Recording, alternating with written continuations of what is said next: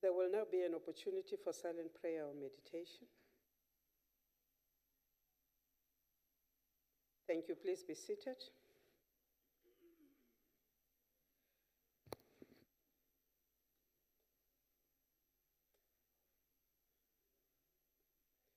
Order.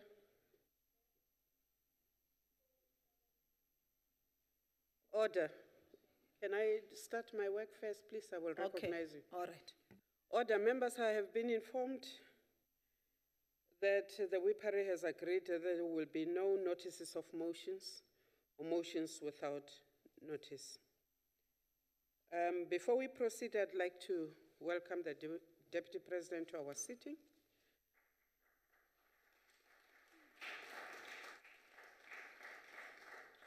Honorable Mukwili, you had your hand up. No, Chair, is a point of concern by the economic freedom fighters. It has come to our attention, Honorable Chair, Mukwili, you are standing on a point of order. We don't have points of concern. Yes, point of order. My apologies. It has come to our attention, Chair, that now is the second term for oral questions to Deputy President, that as a party we have submitted 2 questions, but either of those questions were put in an order paper. So we want to raise this concern that has persisted for now is for the second term. We are making you aware that we are not happy about what has transpired in terms of our questions as a party. Thank you, ma'am. Thank you. That point is noted, honorable members. We have had concerns about our questions office. Advocate Pindela, Secretary to the NCOP, I am sure you are listening. We will attend to that, ma'am. It should not happen. I do know that we have a rotational but also a proportional representation of questions on our question paper. Surely by now, if the EFF keeps on contributing questions, they should be, we will attend to that. Honorable members, I then want us to proceed to the questions as they are printed on our questions paper. And I call on the Deputy President to respond to the first question, which is a question by the Honorable L.C. Dlamini to the Deputy President. You're welcome, sir.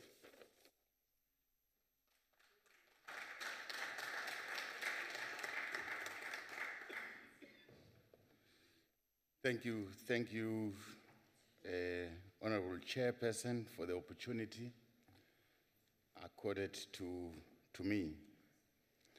The response to the first question is as follows.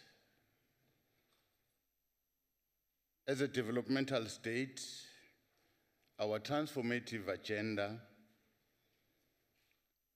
of the state and the economy requires public service cadres that are caring, skilled, professional, responsive, and committed.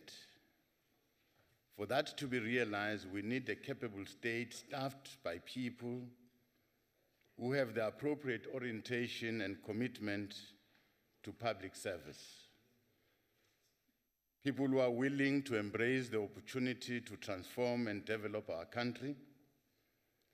People who are willing to serve for the purpose of taking our country to the next level of development and growth. Furthermore, institutions like the Public Service Commissions continue to play a role of oversight in cases of compliance, accountability, and any breaches thereof. Financial disclosures are one of the means to promote clean governance and transparency. On our state-owned companies, it is important to note what our National Development Plan says on these enterprises, where it concludes that these enterprises are central to advancing national objectives through providing economic and social infrastructure.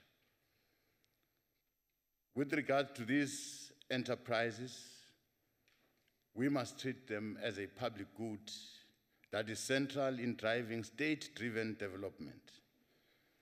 Through their various mandates and functions, we are able to drive socio-economic growth that is critical in enabling business and improving the quality of life of our people. No developmental state can function without these strategic interventions, and they are and they remain a platform to drive innovation and technological advances. In all industrial revolutions, state-owned enterprises have been at the cutting edge, at the core of development and the provisioning of life-changing economic infrastructure, and accordingly, improving governance in our SOE remains a must and an imperative. For our part, as government, we are putting in place mechanisms to detect and fight all shapes and forms of corruption. We note that corruption is a cancer that we must not allow to grow. We want to stem the leakage and uproot corruption from our ranks, be it in the form of a traffic official on the road, a teller at Home Affairs. We have decided not to talk about it. We have decided not to complain about corruption. We have decided to act to stem the tide. We are seeking out all delinquent directors and public servants who are more invested in furthering their nests than serving our public. These government failures have led to deteriorating SOE finances, crippling bailouts, and have stunned and hindered our development progress. We are working hard to change the governance landscape by implementing several initiatives in the short to medium term. This should bring the required stability that we are all yearning for in our SOEs. In the short term, under the leadership of the Interministerial Committee on SOE, we have capacitated the board of SAA and the fast-tracking of the appointment of the new CEO to oversee the implementation of the turnaround strategy.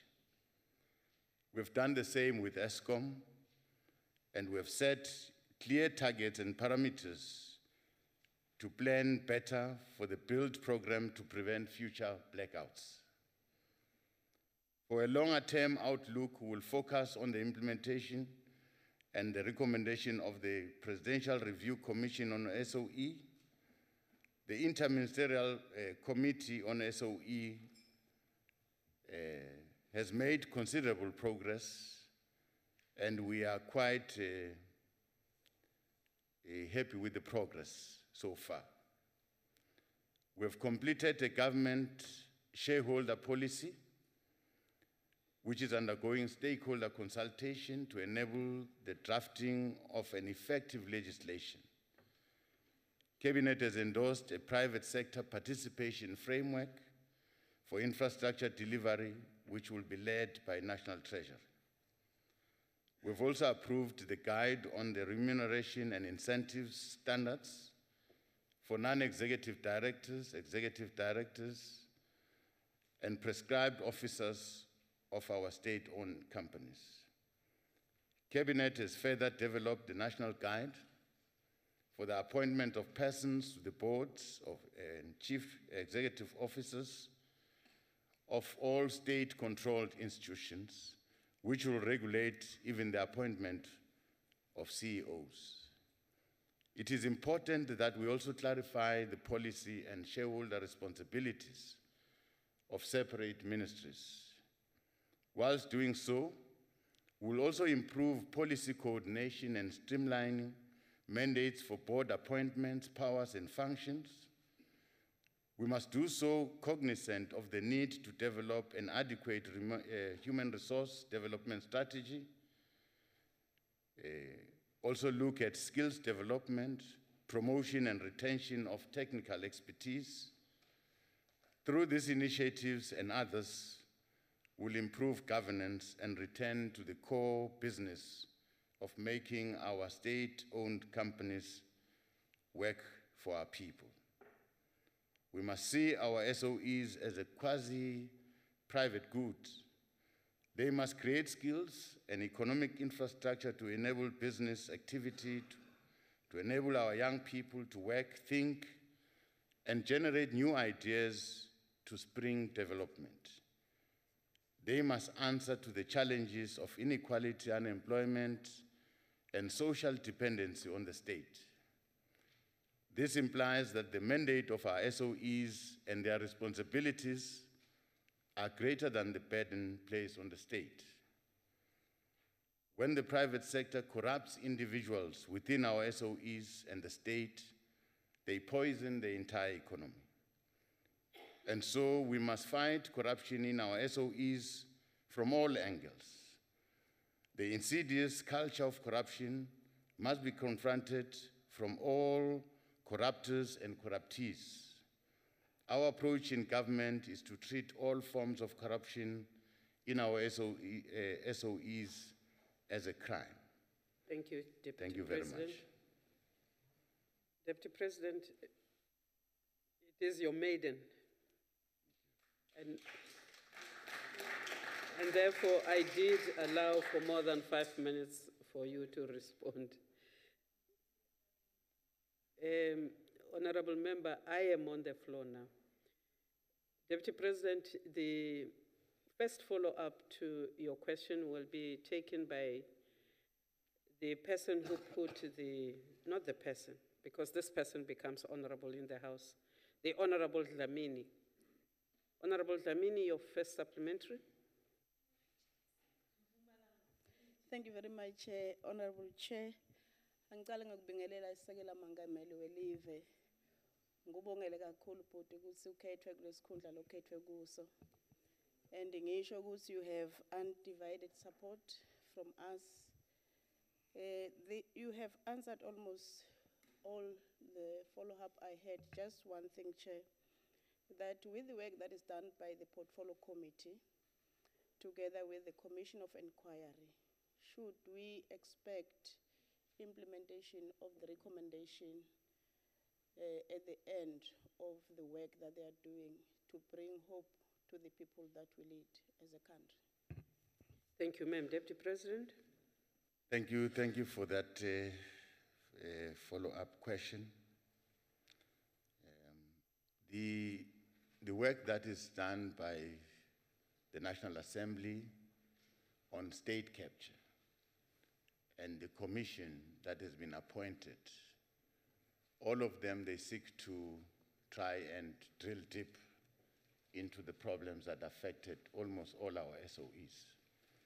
But it appears that the committee in Parliament will soon finalize its work, and I'm sure that work will be available even to the Commission. Evidence that has been presented to the committee might also be used in the Commission of Inquiry. We hope beyond that, our law enforcement agencies will then take over and do what is right. Thank you. Thank you, Deputy President. The Honorable Terry Blanche. Thank you, Chairperson. Deputy President, welcome in the House this afternoon. It's good to see you here for the first time. And I really want to hope that you are going to tackle issues and, in the interest of the country. Deputy President, you have informed this House now about a range of different interventions that you envisage for state-owned enterprises and government departments. I must admit, it's a bit vague, I think. And secondly, you know, you have been speaking in futuristic terms, in terms of execution, but maybe you'll be able to give some definite answers. Sir, can you tell us whether these interventions have been fully implemented yet? And if not, sir, when is your target date for full implementation? Thank you, Chairperson. Thank you, sir. The Honorable, the Deputy President. Thank you. You'll understand that I'm almost a month old, and I've tried very hard to catch up with the pace of our work. But what I've noted in all our SOEs, that in terms of trying to deal with maladministration, ineffectiveness in the performance of their duties, they are at a different level, all of them. The one that was almost far behind is ESCOM. And with the appointment of the new board, we can see things are shaking up, and people that were cited in a number of wrong things, some are resigning. That means there's a board that is following up on these issues. With regards to SAA, remember there was a turnaround strategy that was placed before the board, and the minister is monitoring that turnaround strategy. With regards to Tinel, there are a lot of problems that are affecting Tinel, and I'm sure the minister has identified one or two issues that must be attended immediately, together with PRASA. So you can count almost all these SOEs are now taking the right direction.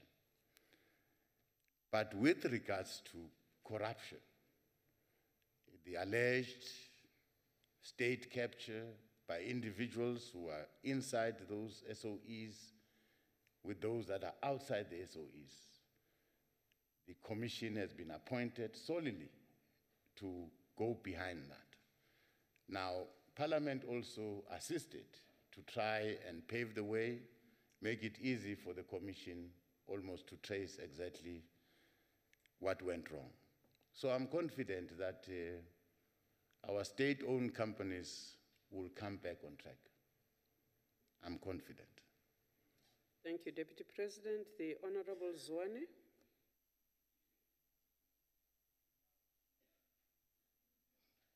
Thank you, Chairperson. Angithatha ithuba nami Sekela Mongameli lokukhalalisela nokubongela kuleyo ndawo osubekwe kuyona ukuthi uhole iningizimu neAfrika njengosekela Mongameli. Sakubongela kakhulu, sikufisela ukusebenza nokuhola okuhle. My question as a follow-up, as we go around, Deputy President, conducting oversight as committees responsible for oversight, not only with regards to the SOEs, but the public service, starting at local government, the province, national. You would find that there are institutions in the public service and SOEs that are struggling. But when you delve deeper in engagement, you find that they do have turnaround strategies. They do have intervention plans. But what mechanisms do we have as a government to ensure that those interventions and turnaround strategies are being implemented effectively, and there is consequence management with regards to those that are not towing the line? Thank you, Chair. Thank you, Ma'am. Deputy President. Thank you very much. Well, in the public service, the problems are quite varied.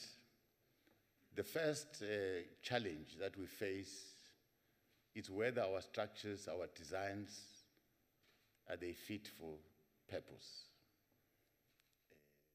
All the structures that we have must be designed, must be fit to what we want to achieve. If you are a Department of Health, your structure, your design must be fit for that purpose, to provide that service, that health service. Now, in a number of instances, we find out that these structures are not fit for the purpose. And that it's a question that we'll discuss with the Minister of Public Service and Administration.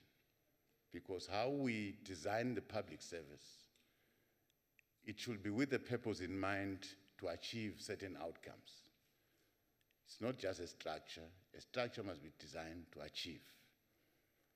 But the second problem is the people that you appoint in that structure.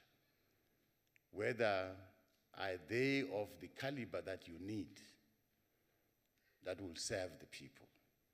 Most of the time, the people that we appoint, they're not fit for the purpose.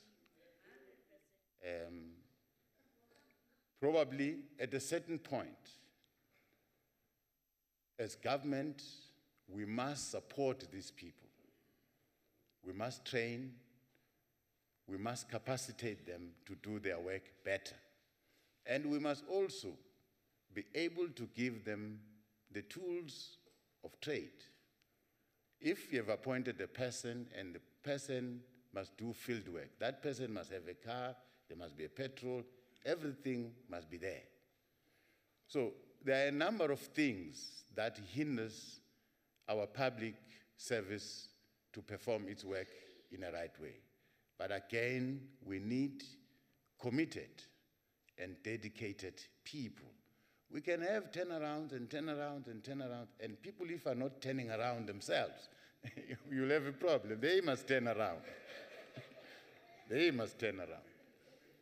Because a turnaround is on paper, but people must turn around, must understand that they are serving the nation.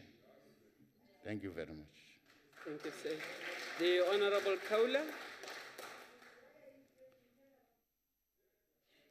Thank you, Honorable Chairperson. Honorable Deputy President, I like this turnaround story. Because there is a turnaround story even in the house here.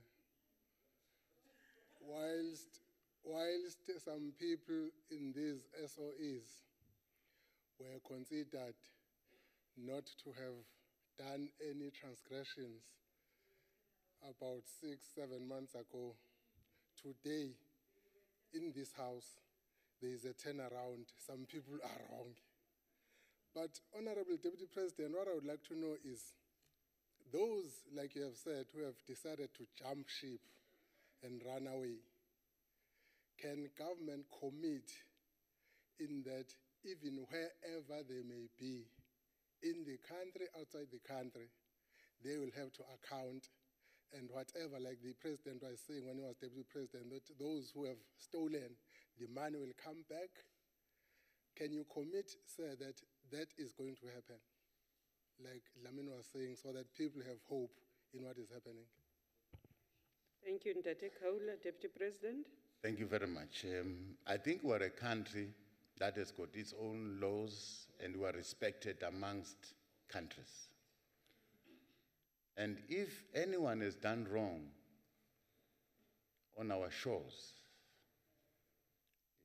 our laws empowers us to find that someone to come and account on his or her wrong.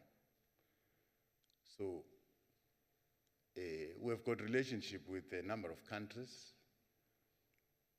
I don't think people can run to other countries and think we can't find them. Because there are agreements between countries that if someone is wanted to go and answer for something in a particular country, that someone will be released. You remember the question, the known question of someone from the UK who lost a girlfriend around Cape Town. There was a struggle to get that person to come and account and answer questions here. But finally, he came. So I don't think people will run away from what they must answer. Rest assured, we're a country, we're not a banana republic, we're respected amongst nations. So we hope when that time comes, people will be subpoenaed to come. Thank you. Thank you. Deputy President, we proceed to question number 2. It is put to you by the Honorable Terry Blanche. Thank you, Chair. In the State of the Nation address, our President indicated, amongst others, the following things: that this year is the year that will turn the tide of corruption in our public institution. The recent actions that we have taken at ESCOM to strengthen governance, root out corruption, and restore its financial position is just the beginning of the journey. Criminal justice institutions have been taking initiatives that will enable us to deal effectively with corruption. Like we've said, the Commission of Inquiry into State Capture, headed by the Deputy Chief Justice, is expected to commence its work shortly. This commission is critical to ensuring that the extent and the nature of this state capture is established, that confidence in this public institution is restored, and that those that are responsible for any wrongdoing are identified. The incidents of maladministration at our state-owned companies that have been covered widely in the media is something that, as government, we take it seriously. In certain instances where forensic and criminal investigation had already been conducted, necessary steps have to be taken to ensure that individuals cited by these investigations at the board and the executive level are removed through proper processes from their positions, through suspensions and the institutions of disciplinary hearings. In the process, we have had some of these individuals opting to resign from their positions before disciplinary hearings could sit to determine their guilt. The criminal justice system will be pursuing these individuals to ensure that the resources are recovered and that these people are declared delinquent directors and barred from serving on our boards in future. With regard to the matter of criminal cases, a lot of work is unfolding to go through the forensic investigation report commissioned in the last 5 years to identify instances where the full might of the law was not unleashed on those that have wasted limited public resources, and further investigation will be undertaken to ensure that those cases that have been overlooked are urgently attended to. As this work unfolds, there will certainly be criminal cases opened with relevant authorities, the South African Police, the Hawks, Company and Intellectual Property Commission, to ensure that those implicated get to account for their actions. Thank you, Chairperson. Thank you, Deputy President. The Honorable Terry Blanche.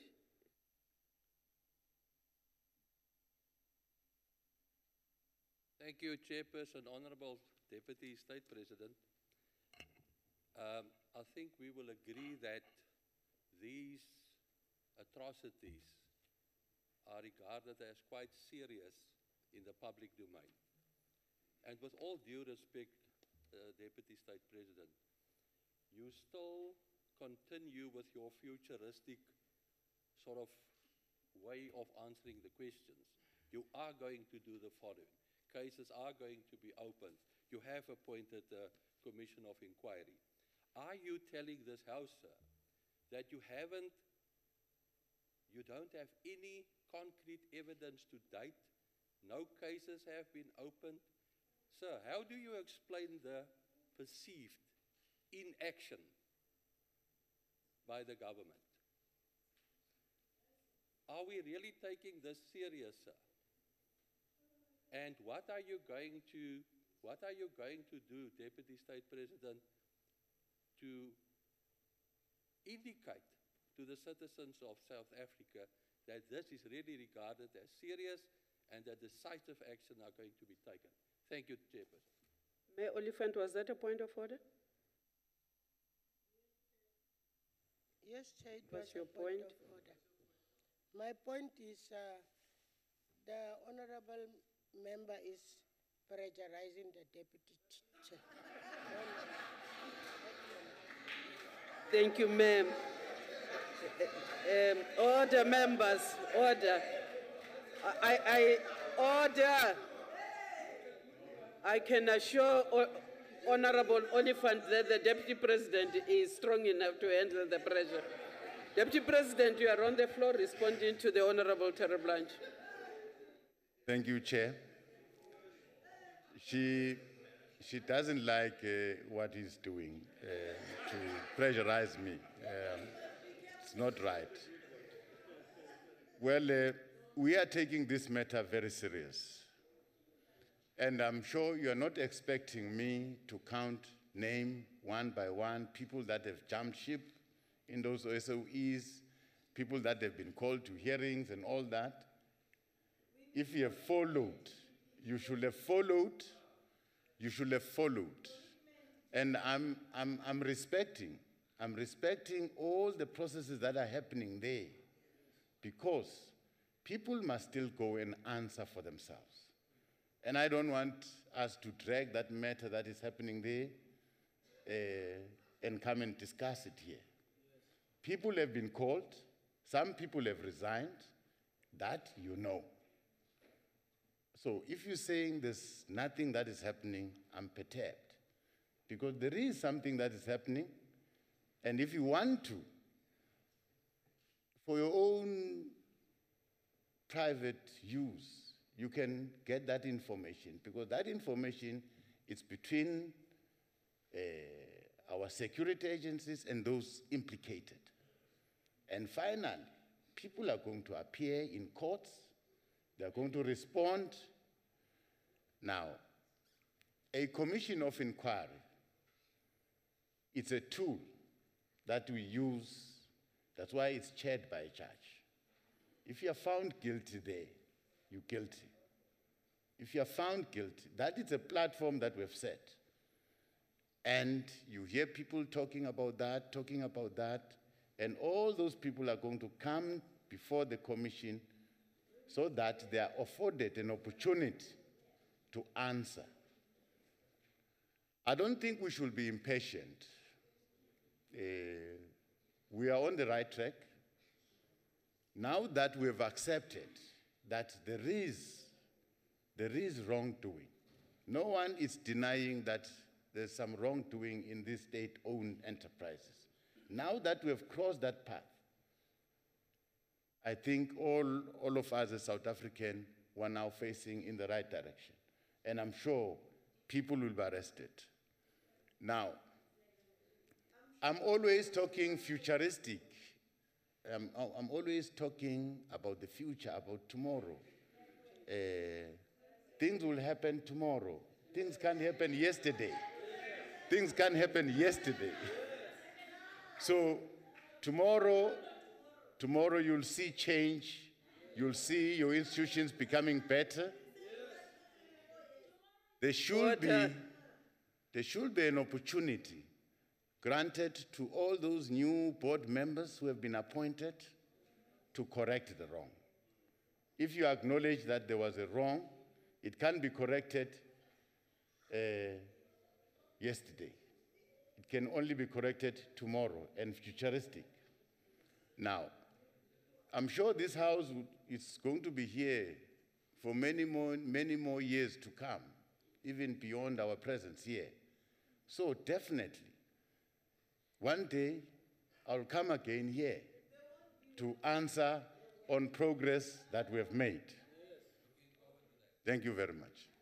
Thank you, Deputy President. The Honorable Mokwili. Deputy President, we have had so many promises by your predecessors. So we are skeptic as to whether something will be done.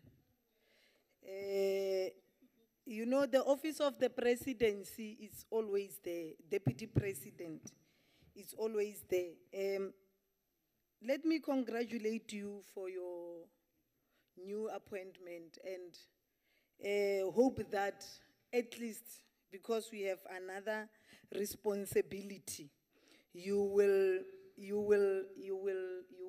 perform your duties with honesty and integrity and transparency, Deputy President. But my question, Chair, to you, we know that criminal activities that are happening in state-owned entities and in public service, Chair, result in people being killed. We have mysterious murderers that happened in my province of Northwest, the murder of Bramos Parkwe, the murder of the then Speaker of Mbombela Municipality, Mr. Mushala, and some business people. I want you, Deputy President, to assure us, please don't make future, assure us as a Deputy President that in your capacity as a Deputy President, will you take this upon yourself to make sure that all those mysterious murders that happened in the name of corruption in state entities and in public sector, their cases are going to be reopened, and those that are found to be guilty are going to face their hands in the face of the law. Thank you very much. Thank you, ma'am. Deputy President. Thank you very much. Well, I think as a country, South Africa, we are a democratic country. We have tried very hard to create all the institutions that we need that will ensure that our democracy functions very well. Firstly, we've got a constitution that is a supreme law, and below the constitution, we've got the judiciary, we've got all security structures that will detect any crime, arrest a person, and a person is presented to the judiciary, and that person must answer. So, at no stage where one is going to interfere with the work of the judiciary, that you must understand that as a Deputy President, I cannot even go to the National Public Prosecuting Authority to say, I think so-and-so must be charged. In my capacity, I can't tell the Director of Public Prosecution what to do, because that would be seen as political mangling and interference in the work of the national prosecution. So, my duty is to go to a police station and say, I've seen someone killing someone. And I tell a police station. Honorable Deputy President, you are protected. Honorable Mukwili, you will not drown the speaker on the podium, ma'am. Please proceed, Deputy President. Thank you. No one is above the law. No one is above the law. So if we identify or we see any wrongdoing, let's take it upon ourselves as compatriots, as people who love our country, people who want to fight corruption, want to fight criminality, to report such incidences to our law enforcement agencies. And there's no one who will be taken lightly. In terms of my position as Deputy President, I'm not assigned the role of a policeman. A policeman has got a different role. If you can check in terms of all the duties that are assigned to me, I must coordinate HIV and AIDS, I must do that, I must do that. If they were saying they wanted to say, go behind people and arrest people, they should have given me those powers to do that. So it's not my assignment. That is why there is a policeman and there is a policewoman. All of us who are working for this government. Order. Now, these security institutions, they account. Some of these institutions, they are Chapter 9 institutions that must come and account to this parliament about their work. So, you must ask relevant questions to relevant. You are protected, sir. Please round off. Okay. Order. Order. All what I'm saying is that South Africans out there must understand that there's a renewed commitment from our side as government to really fight this scourge of corruption. And why it is renewed, we're all re-energized because we have seen it. We have seen it. It's no longer now a myth. It's no longer now a story. We have seen that there is corruption. So we agree with our people when they say there is corruption in ESCOM. We agree because it's no longer a myth now. It's the fact. Thank you. Thank you, Deputy President. The Honorable Prince.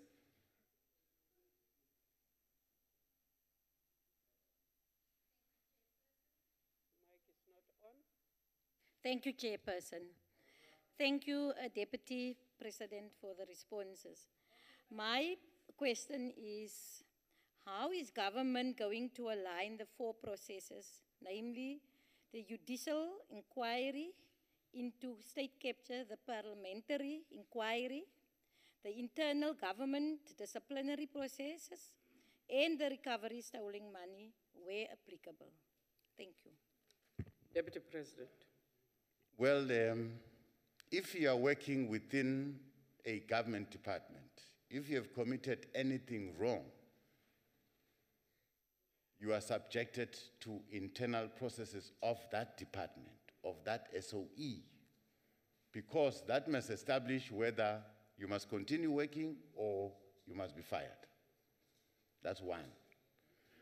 But your law enforcement agencies can go to any department anyway, pick you up, go answer. Now, they can supersede anything. If you are found guilty in a court of law, then certain things become consequential. You can't hold your job. You've been found guilty. So there's even no need of an internal inquiry because you've been found guilty by a court of law. The same with the Commission of Inquiry. The verdict that will come there, it's binding and it's enforceable. You can force it. Now, in terms of Parliament, the duty of Parliament is to expose the truth. It's to expose the truth for law enforcement agencies to understand exactly what happened. But the same process is going to be repeated, obviously, in a court of law. Someone will come there and say the very same thing, probably contradict himself or herself. But I'm saying all these processes are not contradictory, are trying to reinforce one another so that we conclude this thing. Thank you. Thank you, Deputy President. The Honorable Julius. Thank you, House Chairperson. Deputy President, Honorable Julius, I understand when the people in the NA call me a House President, House Chairperson. I don't understand when you call me a House Chairperson. well, sorry, Jammer, I wasn't Chairperson, sorry. Sorry, Chairperson. But just to cut through with the following, the previous question, Deputy President. The President said to Mamina, we all have a duty to protect. You heard about people being killed because of corruption, and all you are saying now is that I'm not a policeman. Go to the police. I don't think that's a responsible answer for a Deputy President. You are the leader of government business. You should have given a better and caring answer to South Africans. I don't think that was a responsible answer. Sorry. But, Deputy President, we heard from question 1. Now to question 2. Similar responses, because the question is basically, those two questions are basically similar. SOEs, corruption, and so forth. And Honorable Dlamini said that you mentioned almost everything. And there were follow-up questions. It's now the 8th follow-up questions in those 2 questions. So you had 10 times to respond. You never once mentioned vetting. Because prevention is better than cure. I don't think you have the cure for SOEs. Because you can come and say here what other people are doing. That's a committee. You didn't start that committee. It's not under your peril. You didn't start that committee. You're telling us what others are doing. We want to know what you are doing. Did you ever think of starting the vetting? Because in 2014, the cabinet already instructed that all senior officials at SOEs must be vetted, especially in SOEs, those working in supply chain management. I want to know, how far did you take it since you are a month old now? Because vetting, Deputy President, you were in government in other departments. Thank you. In senior. So did you do vetting? Will you do vetting? How far is the process? Thank you, Chair. Fired. Thank you. Deputy President. Thank you very much. As government, all our people, especially in senior positions that are appointed, they are vetted. It goes concurrently. It goes concurrently. Before we issue your appointment, there must be a vetting exercise. Now, before. So it doesn't happen that we appoint you first and we then vet you. No. We vet you concurrently before we appoint you. What is the point of order? The Deputy President is misleading the House. Yesterday, State Security Minister said they are not all vetted. They are still working on it. Yesterday. The Deputy Minister doesn't know what he's talking about. No, please take your seat. Order, members, order. Fortunately, I presided when the Minister of State Security spoke. The Deputy President has said in the public service, and that is what we do. Even here in Parliament, before we appoint, you are vetted. That's all the Deputy President is saying. Honestly, give the Deputy President a chance to respond to you, Honorable Julius. Please proceed. No, members, I'm not going to entertain this because you want the Deputy President to respond on somebody else's intake of what was before them. No, please order. You cannot do this. You cannot take what was a response yesterday by somebody who was dealing. No. Honorable Mukwele, please behave yourself because I'm addressing this House on a point. Yesterday, I tried very nicely to even say to you, to even suggest that some of the practices that you will have in your ordinary open departments of state, those provisions will not be found within the closed family of the state security. You insisted that you wanted to get common responses as though state security is a department of public works. They're different.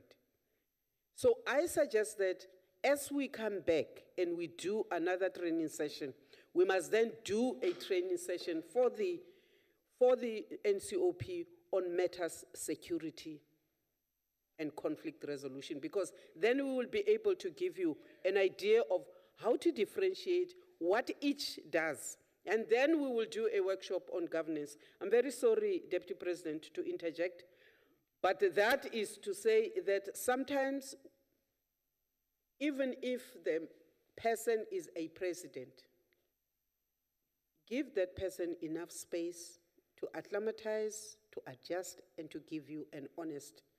Because I do not like setting people up. I think it is unfair. Deputy President, please respond. Thank you very much. Well, Chair, as far as I remember, I've been a public representative for almost 24 years now.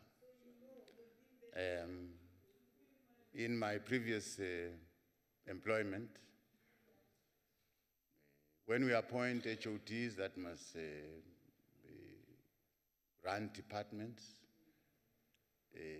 an important requirement for that appointment is vetting.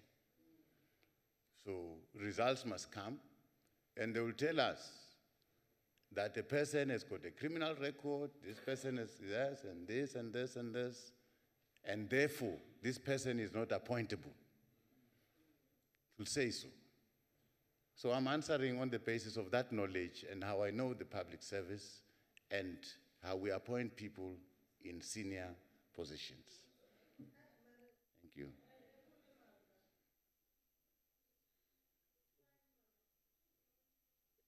Are you done, Deputy President? I'm done. Thank you, sir. Chair. We will then proceed to question number 3. It is put to you by the Honorable Mutara.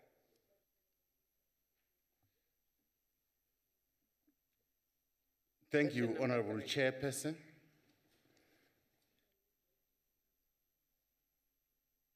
Honorable members, the dreams and wishes of our young people must be the glue that unites and binds all of us as South Africans, black and white.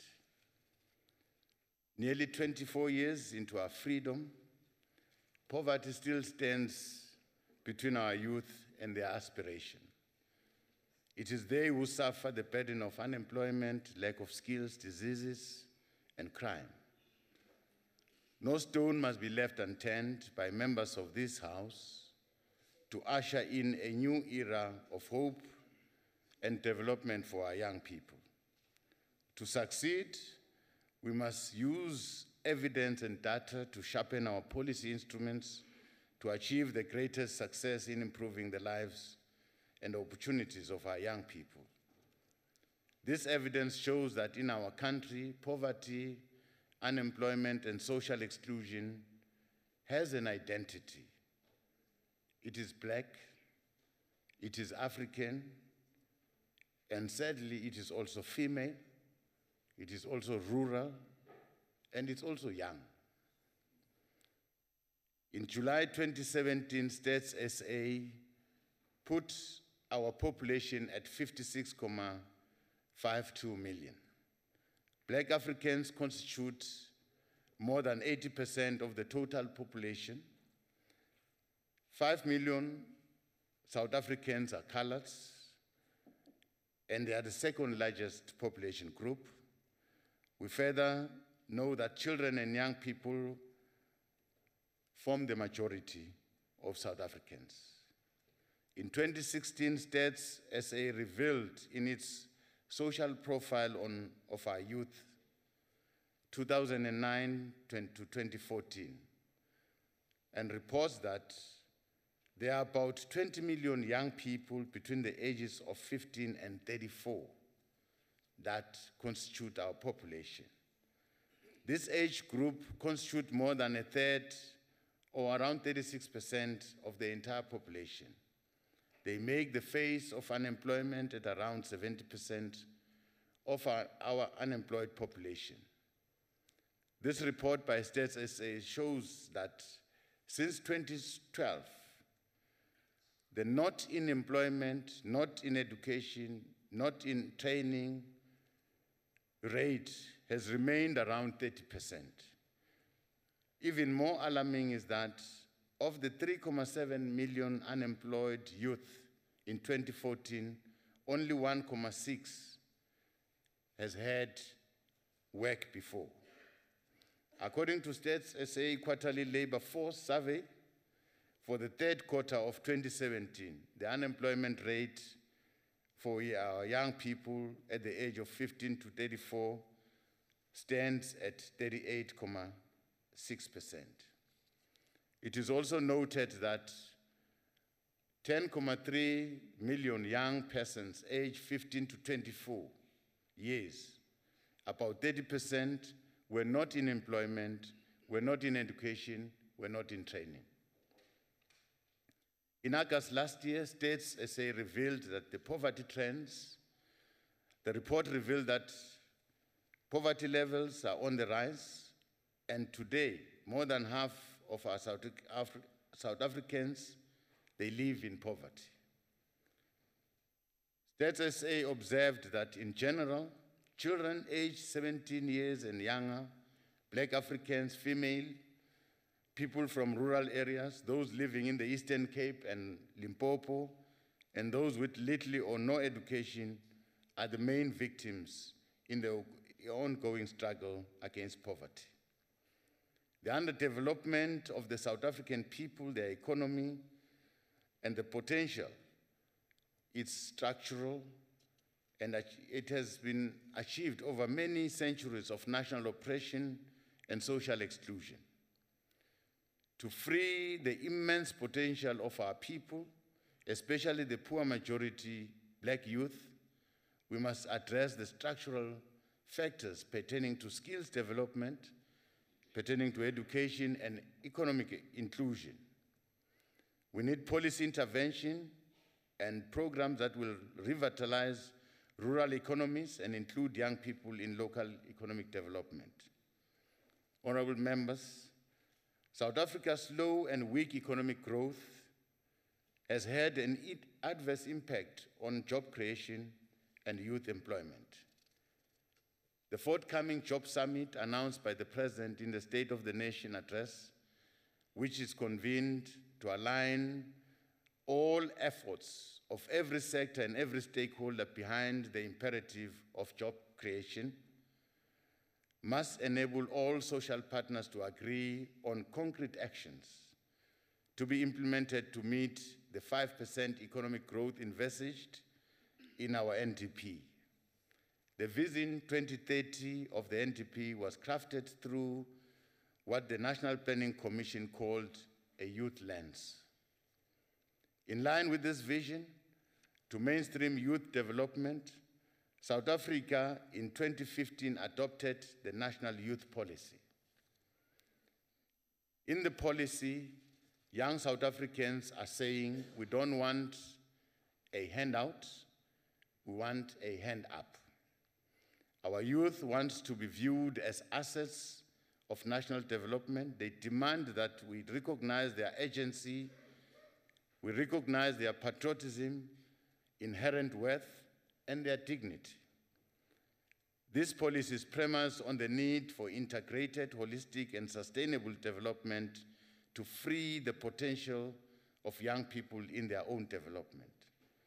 This policy is aimed at enhancing economic participation by young people, skills development, and offering second chance programs and increased number of learners who graduate. It is aimed to improve the health status of our young people, decrease HIV infection rates, and reduce teenage pregnancy. Programs that have become part of the strategy to improve a lot of young people include state-sponsored opportunities for matric rewrites, substantial increase in the number of university students graduating from higher education, increasing by 6%, learnership, internship, and artisan programs, the employment tax incentives, which came into effect on the 1st of January 2014, has had a positive impact on a number of our young people. Honorable members, South Africa's industrial policy action and the new growth path recognizes the importance of prioritizing youth in job creation and enterprise development.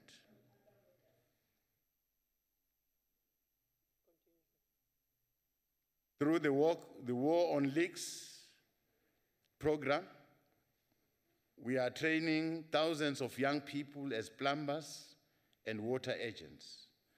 Not less than 19,000 young people have been recruited by the Department of Rural Development and Land Reform through the National Rural Youth Service Corps.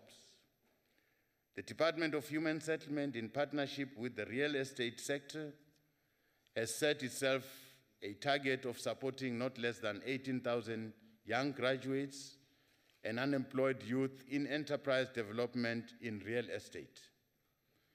Initiatives like She Conquers campaign and Dreams by the Department of Health and social partners are showing positive results in reducing the spread of HIV and AIDS, creating economic opportunities for our young girls and women. Recently, Stats SA reported that HIV and AIDS prevalence among young people aged 15 to 24 has declined. Just yesterday, the President officially launched the Youth Employment Service, called briefly the YES Initiative.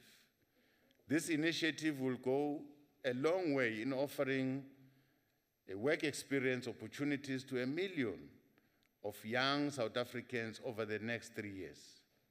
We applaud the South African business sector for their commitment to improve the plight of unemployed young South Africans.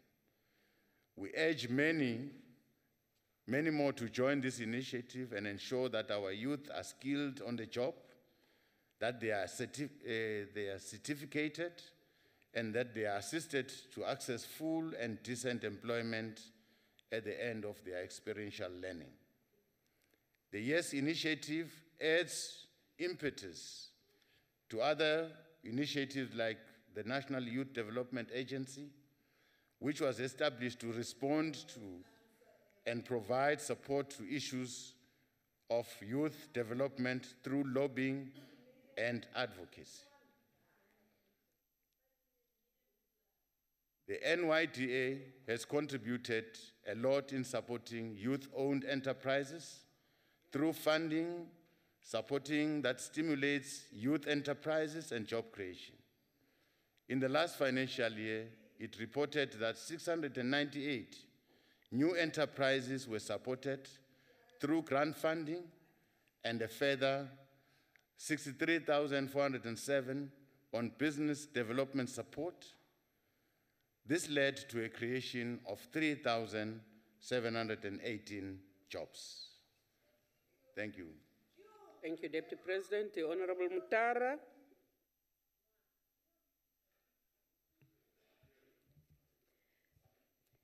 Thank you, Deputy President. Deputy President, you've gone into great detail, giving us responses of deliverable programs that government has entered into over the previous few years.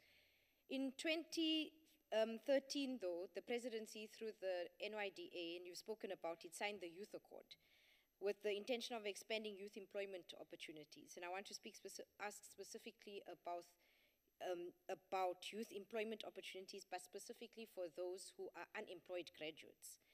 The Youth Accord acknowledged a number of social accords that we've entered into between 2011 and 2012, amongst them the National Skills Accord, Local Procurement Accord, the Green Economy Accord. This proves, of course, that we've repeated the same or similar types of programs, and even yesterday the President launched the Youth Employment Service. Almost every week on Wednesday, there is a hashtag called JobSeekersSA, which trends or even has hundreds of retweets and responses of unemployed young graduates looking for jobs. Now, how are we going to intervene directly as government to look at ways to employ or create more employment opportunities for unemployed graduates who, even by your own confirmation, are the most vulnerable and continue to grow and expand in numbers instead of dropping over time, whereas we've entered into such agreements, accords, and programs? Thank you. Thank you, ma'am. The Deputy President. Thank you very much. That is one category of our young people, those that have gone to school, they've qualified, they're professionals. Now, what is missing there is to link them with business. So the YES initiative is one initiative that allows young people to go and gain experience for a year. But what we're still discussing is that beyond that year, that young person must go out with a paper that will say, I'm experienced in this and this and this, so that this person can be employable in future. But generally, the YES program was trying to answer one problem, that everywhere young people go, whether they are qualified, the question is, you don't have an experience. So this was to offer young people an experience. Companies will always rely on the experience you have, irregardless of the qualification. So we see this program as a good program that will allow the movement of our youth from unemployment to employment. This passage gives us confidence that one day these young people will be in a job because they are experienced. Now, the second category of our young people are those that have dropped out from school, that have not made it to matric. Now, those young people are generally our challenge as a country. What we are saying to business, what we are saying as government is that we must find training facilities that are below what is offered by your TVET colleges, because in your TVET colleges, they'll require that matric. Now, you need something that is below that can train young people as plumbers, as boiler makers, and beyond that, these people can then be taken to industries. We are going to collaborate with business in those training facilities to ensure that after you have trained as a boiler maker, you have got a job. Now, this requires a greater partnership between government and business. Thank you. Thank you, Deputy President. The Honorable Faber. Thank you, Chair. Thank you, Mr. Deputy President. We are glad that the new leadership is using DA policy in the new youth programs. In the Western Cape, where the DA governs, we have implemented various Order, members. Mr. Faber is on the floor. Honorable Faber. Thank you, Chairperson. We have implemented various incredible successful programs focused on the youth, such as the Premier's Advancement of Youth Pay project and the Youth Development Program. The DA's youth policy has been advocating projects like this all along, and I wish to congratulate the ANC for finally seeing the light with a new YES initiative. We, however, have some serious concerns regarding the implementation of it. The ANC-led government, put in practical terms, fail in the most disastrous manners. All we have to do, sorry, Chairperson, can I be just You are protected protected, from sir. the person who- Honorable Dlamini, please.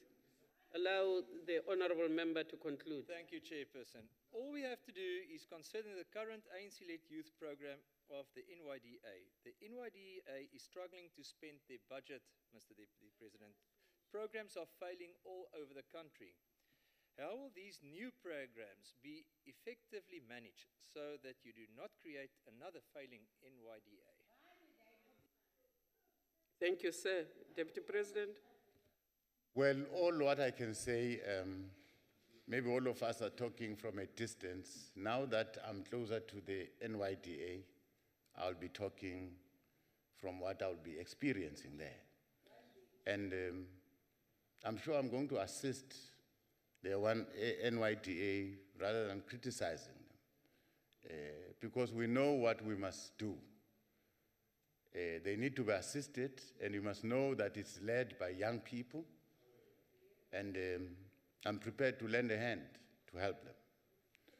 But with regards to the DA policy, as the ANC, we don't really mind a lot whether the cat is black or white. As long as this cat catches mice, it's fine. Doesn't matter. Doesn't matter. Thank you, Deputy President. The Honorable Mpambo Shibukwen. Thank you, Chair. Mandi zegemzekweni ndale kunsundulu nam ndikuhalalisele tata kwesihlalo sakho sisha ndikunqwenelela impumelelo njengoba uzawusebenza. I want to know, you said on the YES program that you have created for youth that lots of jobs will be created. I want to know which department will be responsible and who's going to coordinate this department on the YES program that you have created, giving the opportunities, emphasizing the DA's policies that are in place. Thank you. Thank you. Thank you very ma'am. much. DP. The YES program is coordinated by the President himself. And being the helper, I'll always help the President. I'll always help the President. But it is coordinated by the President.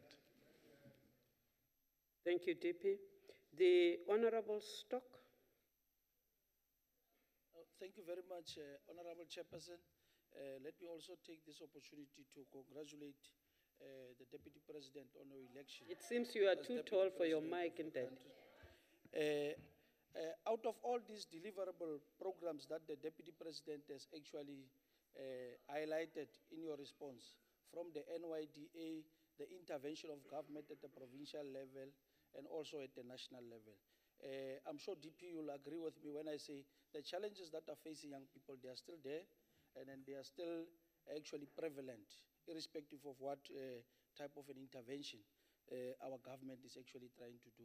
So I just wanted to find out from the DP that based on all these interventions that you have actually highlighted, whether the government from their side, they've actually tried to vigorously engage the private sector so that the private sector can also come on board and play a critical role so that government is able to deal with all these challenges facing young people.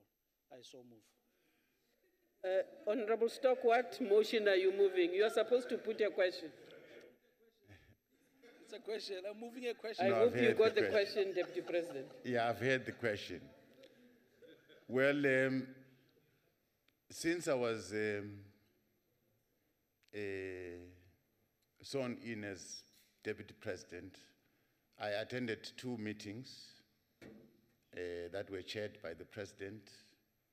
It was government ministers and the private sector, business. And that culminated into the launch of YES. And we are looking forward to more and more business people joining this initiative. But also, the President is looking at approaching business in terms of sectors. In the meeting that I attended, we did not have mining companies. And as a mining country, we must make it a point that mining companies play a role in skilling our people, in offering our people a platform for employment. So that engagement, I think it will proceed. Thank you. Thank you, Deputy President. We are moving to question number 4. It was put to you by the Honorable Khela. My instructions are that Honorable Kaula is taking care of the question today. Question number 4, Deputy President. Thank you, Honorable Chair. As government, we have noted with grave concern the finding of the Commission for Rights of Cultural, Religious, and Linguistic Communities regarding certain shocking and unacceptable practices carried out in the name of religion. Our unsuspecting victims have some instances been exposed to criminal activities, all in the name of religion.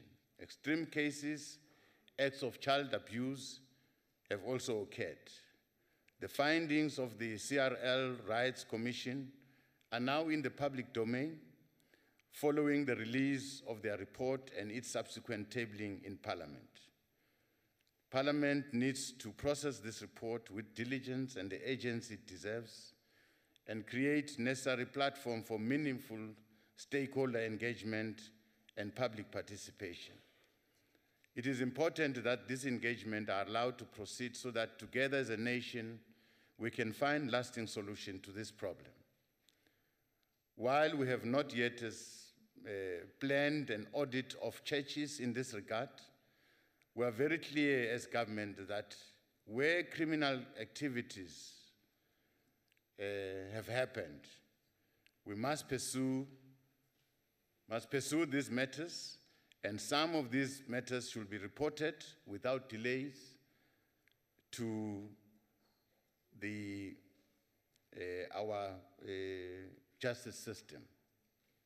Similarly, government has not yet decided to introduce added regulations over the religious sector as recommended by the CRL Rights Commission. The recommendations are only recent, and we believe that they should continue to be discussed with as many stakeholders as possible so that the corrective measures that ensue will have benefited from this rich dialogue.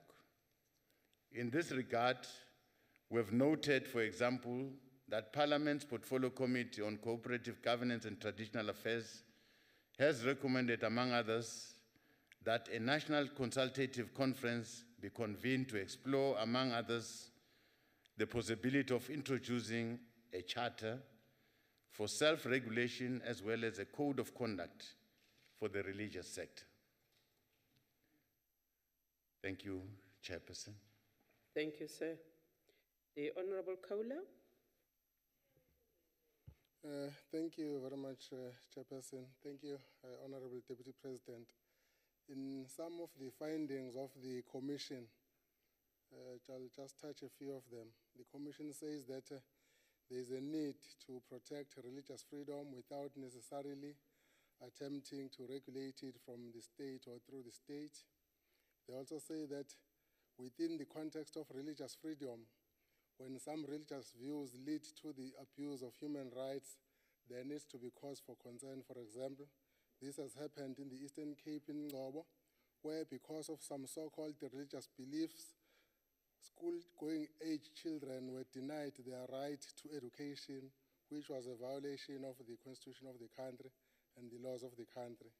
They also say that the Department of Social Development is given powers to act on transgressing churches, church formations registered as NPOs and PPOs by cancelling such churches' registration or even referring such transgressions to criminal investigations, but this does not happen. They also say that foreign pastors who do not have the necessary documents to reside or work in South Africa may be arrested, deported, fined, or imprisoned, but this is not happening. This is what the Commission is saying. Now, sir, in your capacity as the leader of government business, what one would like to know is what are you prepared to do so that I do hear what you are saying, but in the instances where government departments have not acted in issues where they are supposed to have acted, what are you prepared to do so that there is this intervention by government? Deputy President. Thank you, Chair. Obviously, now that this has been exposed, all of us were very unsuspecting. We're seeing a church, people going to church.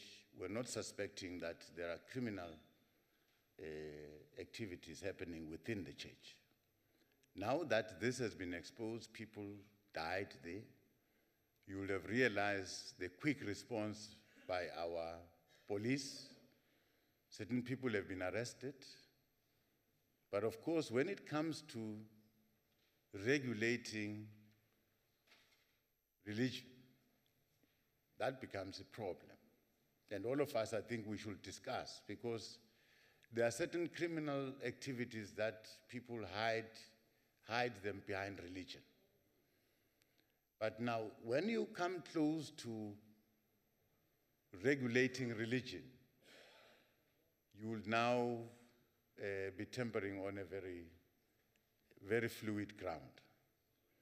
Because we want our people, want this nation to follow whatever religion of their choice without really feeling suppressed. Religion is a matter of the heart. So we don't think people, criminals, should hide behind religion. Now that it's happening, what do we do as a nation? Because when we regulate religion, I don't think people will feel free to worship. But I'm saying this is a matter for all of us, that now that these things are happening where we did not expect them to happen, what do we do? If you regulate, you're going to stifle religion. We've agreed, and any regulation that you put in place must not contradict your constitution. Understand, the constitution regards us as a country as a secular state. We allow all religions, people to practice their religions freely. But behind these religions, we are noting some criminal elements. That is a concern. That is what is on the table now. But when a criminal activity has been exposed, definitely our South African police will intervene, like they've intervened. When people are killed in a church, but really, if you're looking for firearms, the first place to look for a firearm, maybe you'll try a shebeen, but not a church. A church is something that you don't suspect to carry a firearm. So that's why this thing has happened. Thank you. Thank you, Deputy President. The Honorable Mthethwa Umfundisi.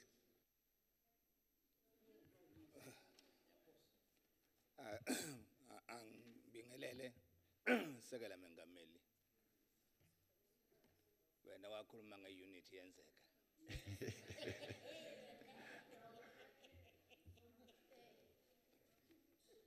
My question is, have some religious practices that have some religious practices that have recently caused public outcry in our country been tested in terms of compliance with the Constitution? And how does government intended to deal with the challenges in a manner that do not encroach on the right to religious affiliation? Thank you. Deputy President, Siyabonga Baba. Well, thank you very much for the question. The report of the Commission is now in Parliament. That means you'll also have a share to discuss.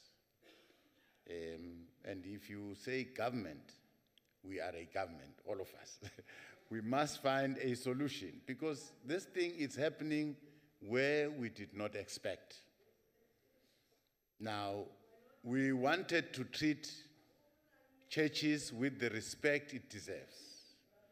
And you will note that during the advent of our democracy, we have put the church at the center of our moral regeneration.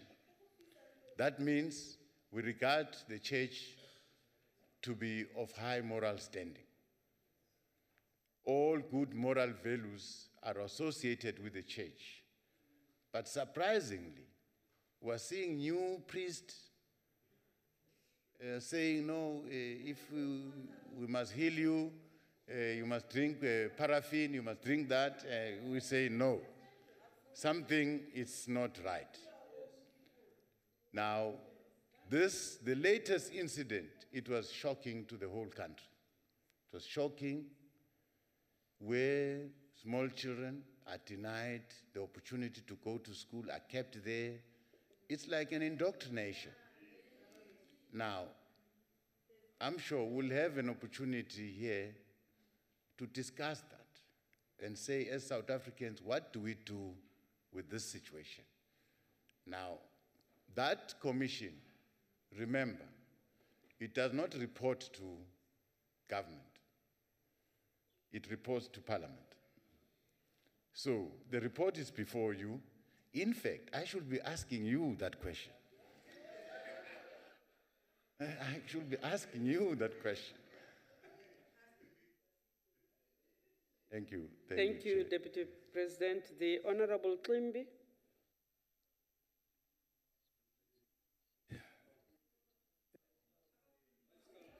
Ndiyabulela kakhulu Sekela Mongameli.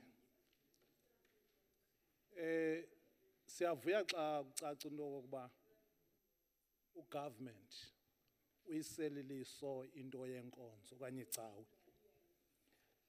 I think ithathe ixesha oba ugovernment ayiseliliso into yecawe. Into ebendifuna uyibuza into okokuba we know with traditional there is a traditional house which regulated traditional leaders. But it's nothing for the churches. We feel that churches are just used for a prayer, after that is legal.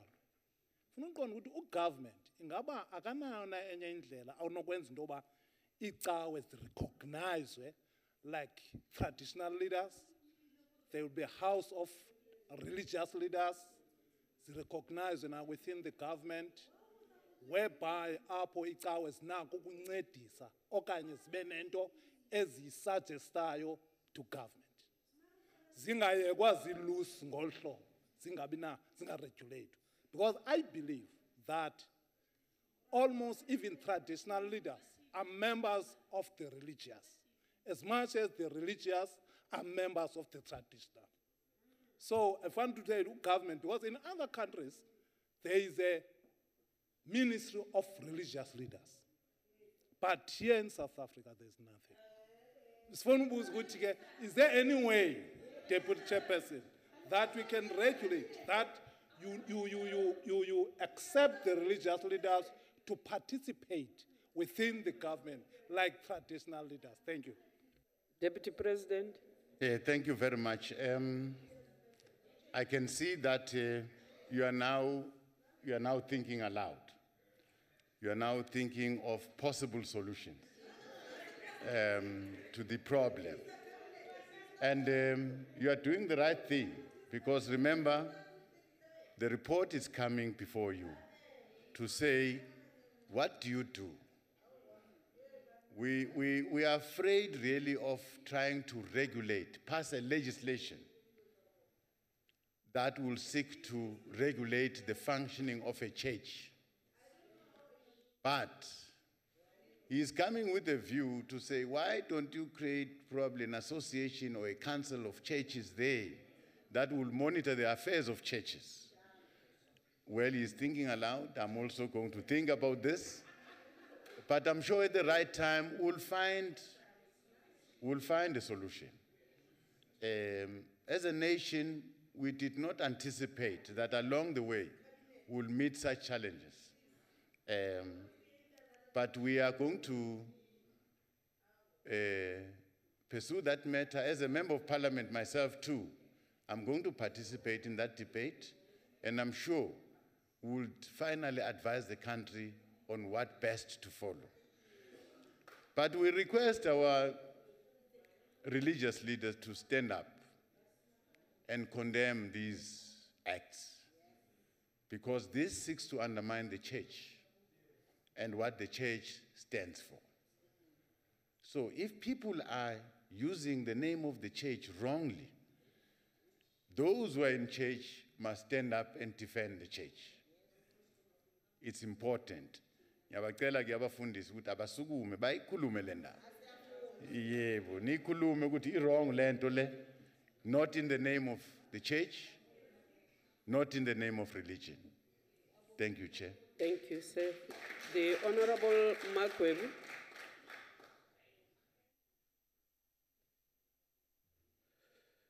Thank you, Honorable Chairperson.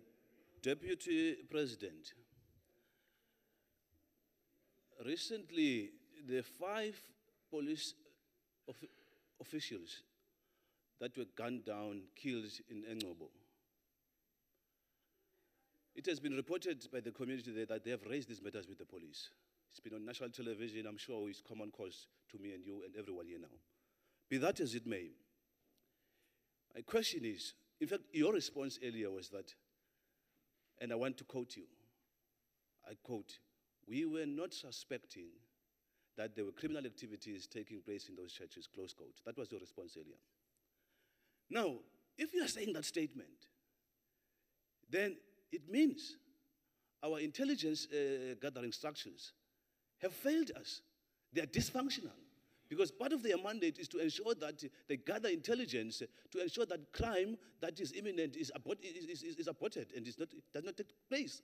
And in that area, therefore, it means it's an ANC failure where the intelligence was allowed to be dysfunctional and that the crime intelligence structures have failed the people of Ngcobo. Would you agree with their own concessions as well? Thank you, Chair. Deputy President. I haven't heard the question. I can repeat it then. Just the question part, Muranaka. In your own admission, you are saying, we were not suspecting that there were criminal activities taking place in that church. Now, I am saying to you, that therefore means it has been a failure of our crime intelligence to ensure that that church was exposed. It was not a church, but it was criminals masquerading as churches. So it's another ANC failure. Do you agree with me? I'm inviting a comment. Order, order, order. So Deputy the President. answer should be yes or no. Well, I want to elaborate to say, yes, there was a failure there. There was a failure to detect what is happening behind the church. And like any other person, people were unsuspecting. But of course, our intelligence structures should have really warned us to say something is not right there. So probably that failure we must admit, but the fact of the matter, without really pointing fingers at one another, the fact of the matter is that criminality has invaded the church. Now, what do we do? This is the question before us. How do we protect the church from criminal elements? Because the church, we regard it as our backbone as a nation. If that can be undermined, I can tell you, we won't have a nation. So it's a matter of really not scoring point, not blaming one another, but it's a matter that of importance to the country. that the values that we think will hold us together as a nation are now being tempered now by the people that we think they must guard these values. That is the worrying point. Thank you. Thank you. The Honorable Deputy President, we are moving to question number 5. It was put to you by the Honorable Julius. Well, honorable members, the President correctly pronounced on this matter as a measure aimed at ensuring that ethical behavior and social accountability are promoted within the public service. The decision to start with this process at the level of the national executive is to provide leadership on this matter and to demonstrate our seriousness towards building public confidence and restoring public trust that has been undermined through continuous reports of maladministration, theft of public funds, and acts of corruption to advance the interests of a selected politically connected few. The objective, therefore, is to ensure that those of us in government positions and other organs of state are not being used for narrow personal gains at the expense of providing service to our people. We are currently finalizing the guidelines and the protocols for this process to unfold. Honorable members can be rest assured that this matter is receiving the priority it deserves. Thank you very much. Thank you, Deputy President. The Honorable Julius. Thank you, Chair. Thank you, Deputy Minister. I'm really Deputy President. Deputy President, where am I today? But, you know, it's a relief to see that something is being done in this regard.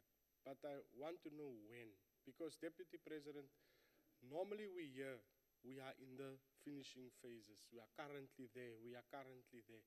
But there's nothing coming out. You can still come next year and say, okay, there was a problem with this and this. But we really want to hold you accountable. So please give us a date. As leader of government business, your role is to look at the affairs of the executive, the national executive.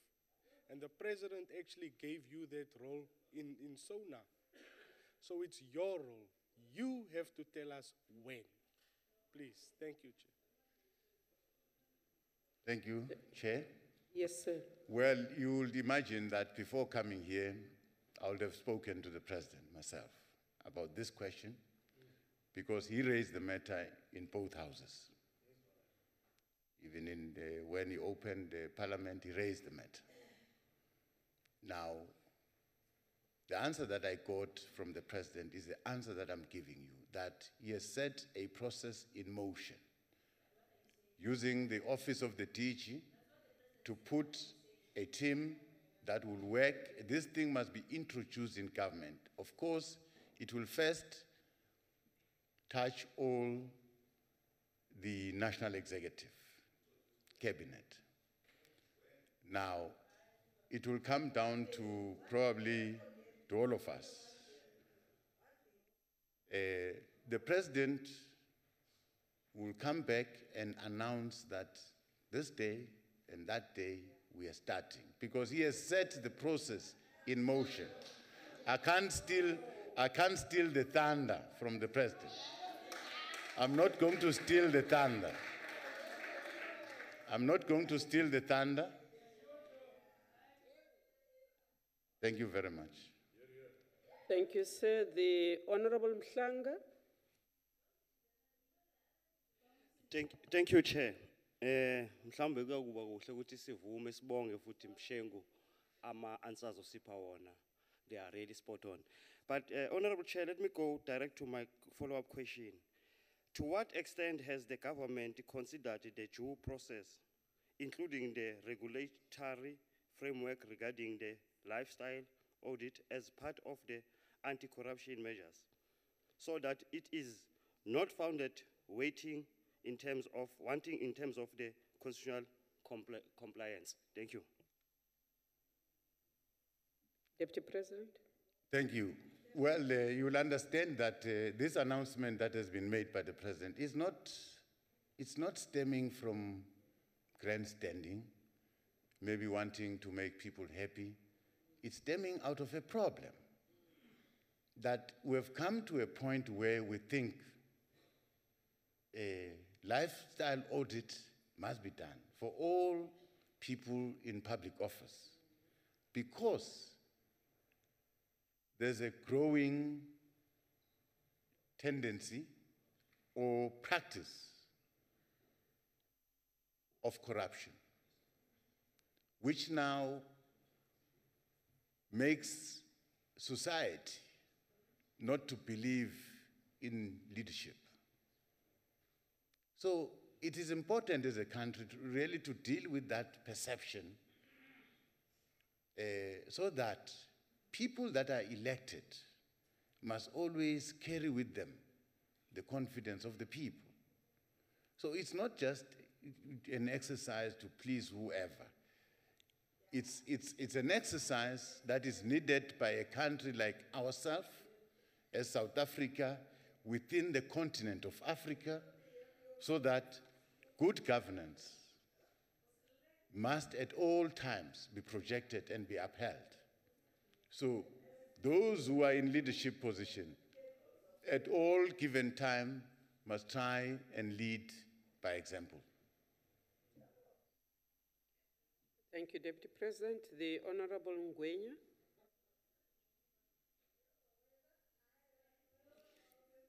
Thank you, Chairperson. Sekela Mongameli, siyabonga. Your words that you would like to demonstrate seriousness in restoring the trust of the public. It concerns me a bit because the people of South Africa, after the statement of the President that there will be a lifestyle audit, they were very happy and they had a little trust restored.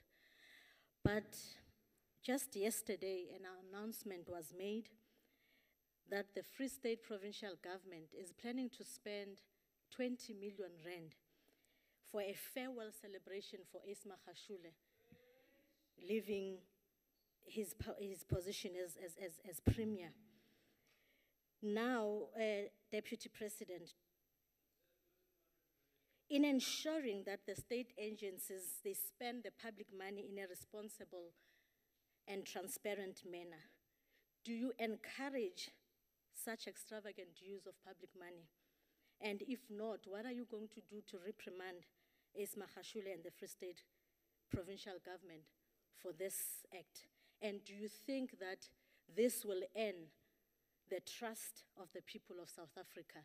Because we see that this thing is still continuing even after what the President has said about the corruption and the misappropriation of funds in this country.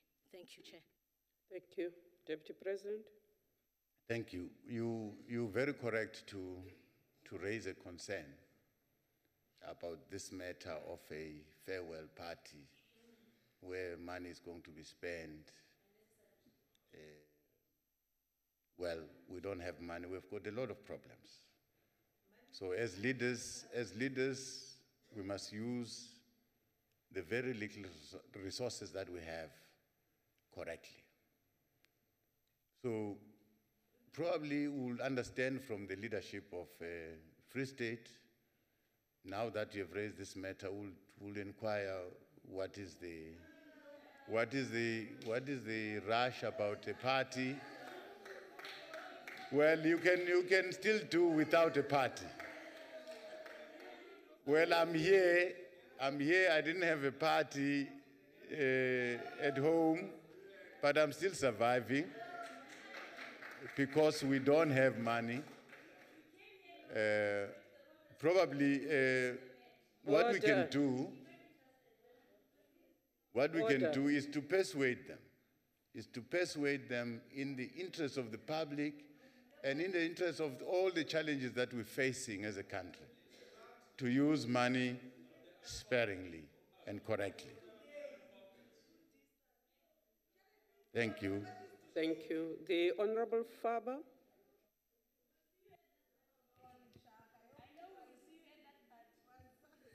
Thank you, Chairperson. I hope that the Deputy President would say it out of their own pockets, but that did not come through. I would like to know, will the Deputy President undertake to also conduct a lifestyle audit on MPs and MPLs? If so, can he also give us deadlines by when he will start? And if not, why not? Honorable Plamini, if you've got a problem with the audit, just say so. Order. We can't hear. As MPs No, and no, MPs... Honorable Faber. Honorable Mukweli, we couldn't hear. Yes.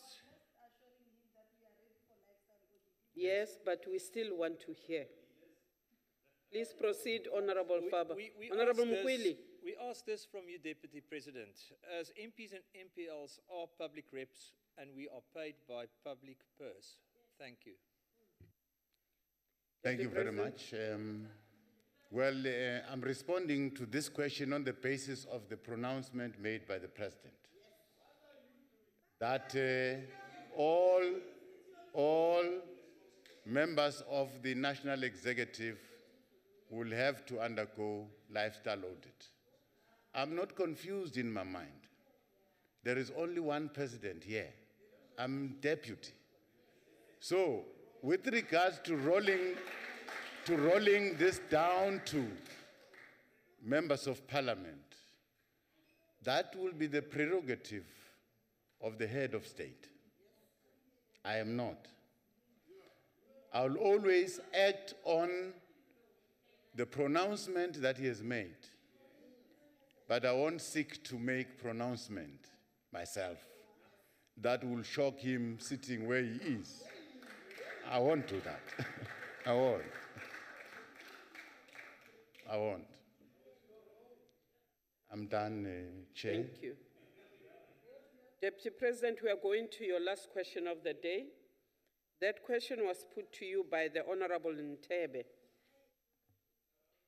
That is question number 6. Thank you, Honorable Chair. Honorable members, yes, government has engaged with the traditional leaders on the expropriation of land without compensation. Maybe I should pause, Chair.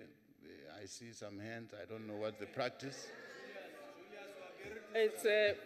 It's members trying to get a piece of the supplementaries. Please proceed. They want a piece.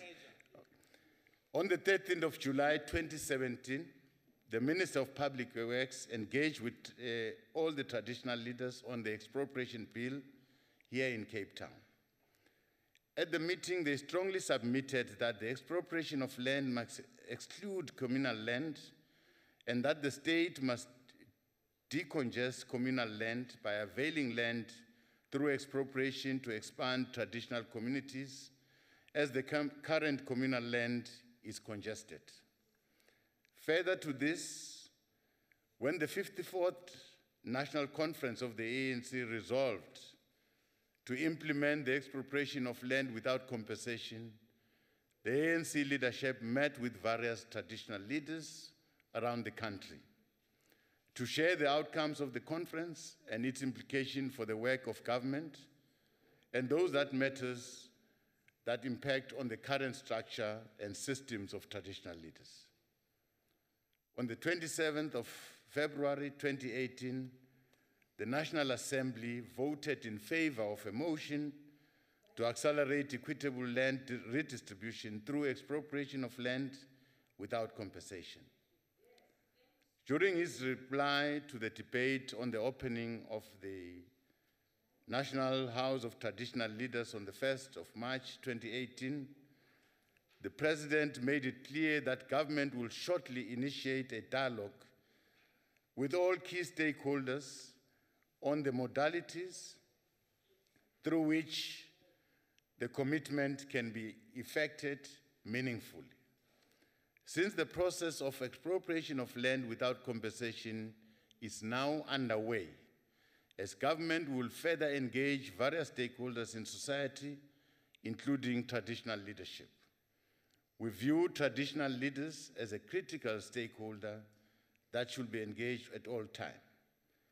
Just last week, I had an interaction with His Majesty King Goodwill Zwelithini during the observation of the International TB Day in Durban, wherein we've agreed that we should further meet to further discuss this land question.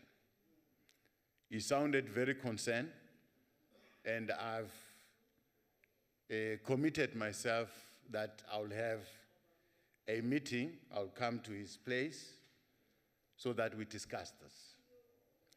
Just yesterday, I also interacted with the National House of Traditional Leaders. We engaged on the role that the leadership must play in the process. This will also include how to implement the land reforms in a manner that will address all concerns that are being raised. Indeed, our engagement with traditional leaders have included fostering a shared understanding on the ownership and usage of communal land, in the sense that communal land ownership is in the hands of the communities who entrusted custodianship of such land under traditional leadership. Traditional councils administer the usage of land in this regard. They issue permits for usage called permissions to occupy, which includes permission to use for residents, subsistence farming, and other livelihood. Therefore, the approach is that community engagement should take place on issues of spatial planning intended for the usage of communal land, such as planning for grazing, settlements, businesses. As far as the situation stands now, there has been consideration of policy or legislative interventions about the acquisition, ownership, and usage of communal land. Traditional leaders, therefore, cannot sell communal land, since such does not belong to them as individuals, but to communities. The Communal Land Tenure Bill has been proposed to regulate the ownership and usage of communal land, and a system of the traditional council ownership and the administration of usage of such land is proposed in the bill.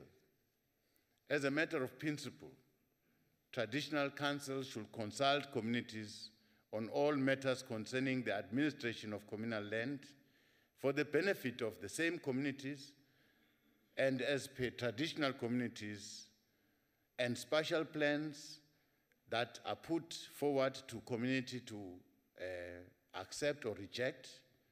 All these must be done and must be administered by our traditional leaders. Thank you very much. Thank you, Deputy President. The Honorable Ntebe.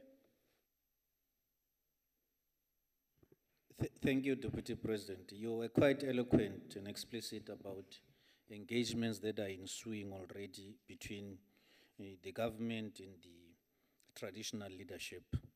But there seems to be divergent views on the issues of ownership patterns, whether who owns how much piece of land vis-a-vis who currently holds how much piece of land. Is this shared common understanding between the ownership and the usage of communal land also part of the discussion to ensure that such matter is close with the traditional leadership? The reason why I'm asking this, Deputy President, it is because we understand that custodianship is extended to those who are occupying the land in the communal land. And therefore, the usage, therefore, remains the custodianship of the whole community. Is that the understanding? Thank you, Chair. Thank you, sir. Deputy President. Thank you very much. We discussed this matter yesterday with the House of Traditional Leaders. Now, what I've got that was raised yesterday is that they've got a concern that even traditional leaders themselves are not settled on this matter. Some have put claims as traditional leaders, claiming land next door that belongs to another traditional leader. That has created a tension amongst themselves. And we said, let this tension not divide them, because we are looking at the bigger problem. So they must unite, because they are fighting over small pieces of land that are undeveloped, that don't have any economic benefit. So our advice was that as traditional leaders, let them come together and say, this is what we want to suggest when it comes to communal land. But we emphasize the fact that communal land, it's land that is held by traditional leaders on behalf of the people. So the challenge now that people are starting to complain is that traditional leaders are now selling this land to private people. They're coming and building malls and building that. Now there's an arrangement, then that land parcel is taken out of the community. That is a concern which they must answer. But as government, we have set processes in place that if you want to dispose communal land for business purposes, there are certain procedures that you must follow. So there should be a community meeting that grants that permission to say, no, no, no, if you want to build a mall here, we give you this piece of land. Then that is taken through the process back into land affairs. But that process is often exploited along the way. Maybe we should tighten that. But with regards to the general expropriation of land without compensation, here we are referring to land that is in private hands, that people have claimed, and that land has not been restored. And we're going to go beyond that. Even if the land has not been claimed, but the land is lying fallow there, is not utilized, because as government, we want to see every piece of land utilized. So we can expropriate that land in the interest of development. Now, we are not going to do that single-handedly. Our white compatriots in this country must not get scared about this, but the productivity of our country must be put first. We believe, as the African National Congress, that we must share in the wealth of this country. So all of us, now, there's no use to keep land lying fallow there, you are not using it, and people are dying. They're hungry.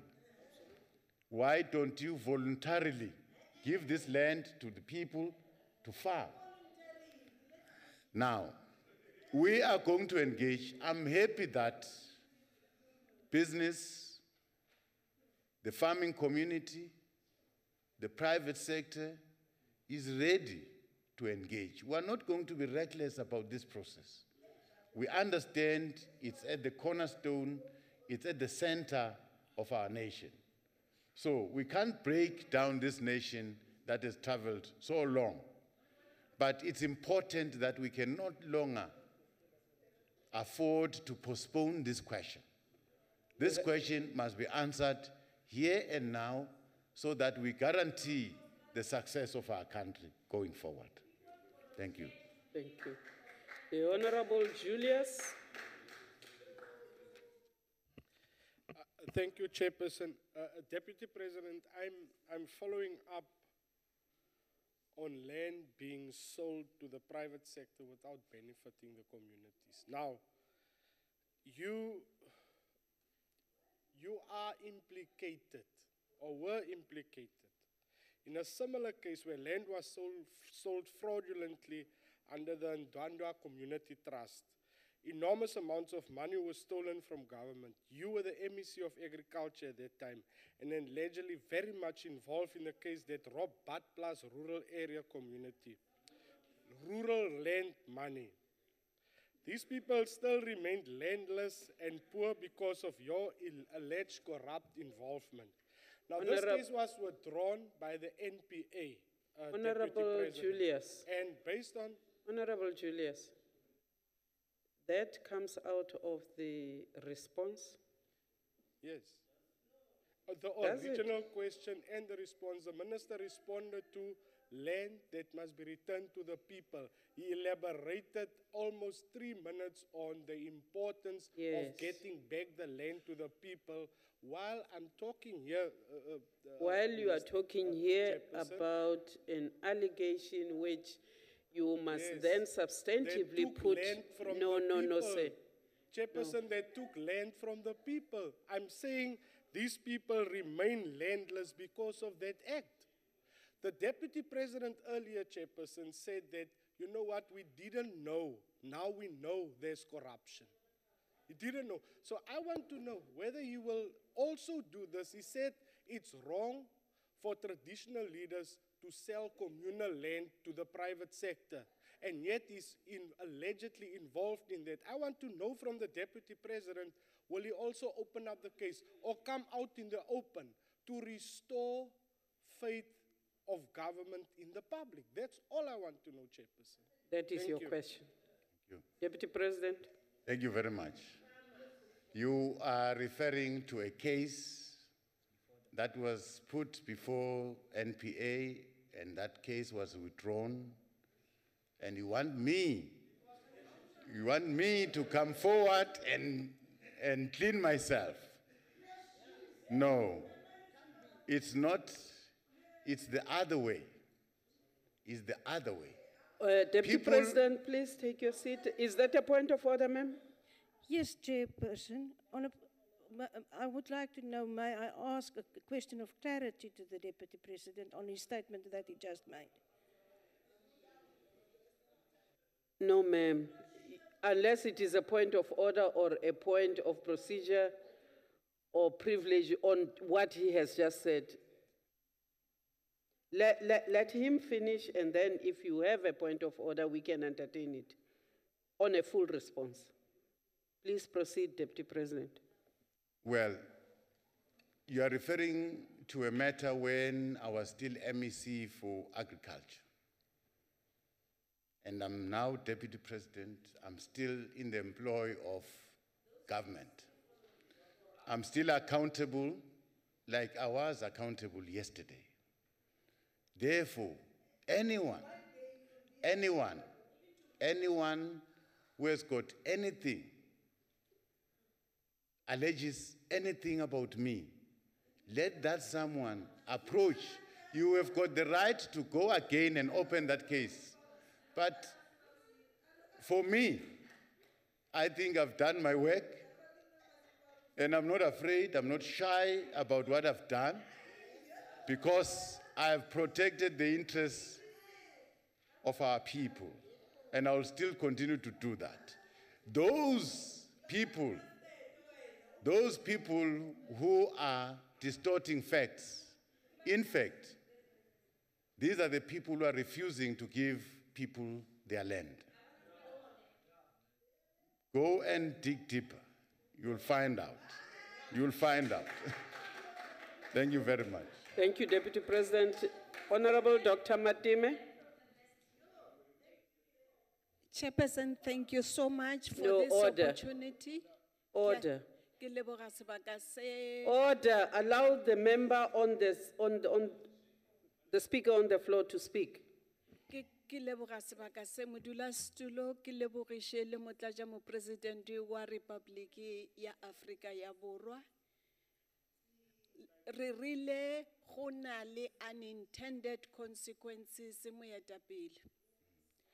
Now, over these 20 years plus, experience says we may need to redefine this ownership of land. I would like to focus on the land below which there are mineral resources. I would wish us to focus there because looks like the notion that mineral resources belong to all the people of the country vis-a-vis the question of ownership of land, Mr. President, looks like we do have a policy gap there because the people who are on that piece of land below which there are minerals oftentimes find themselves dispossessed because when the mineral wealth below, which belongs to all the people of the country, when that wealth gets mined, some of these people neither becomes participants or owners, and they also in the process lose their mealie fields. Now, question is, how can we reconcile these two operations, or how can we maybe close that policy gap which is bringing forth unintended consequences? Thank you. Deputy President. Thank you very much. It's a very good question, but unfortunately it's bordering on something new on the subject that we're busy with. It's a new question, but it's a very important question. I would like to come back to this question. I would like to come back to this question because I would have assisted a lot if the question was asked. I would have gathered more information to share on this question. Thank you. Thank you. The Honorable Labaskachni, you are on a point of order. I raised my hand as that question has not been answered to have another question. Honorable Labaskachni? I'm not getting you. Chair, as the Deputy President said, this is a new question that the Yes. Honourable Matema raised. I put up my hand for another follow-up question to be allowed. Yeah. Okay.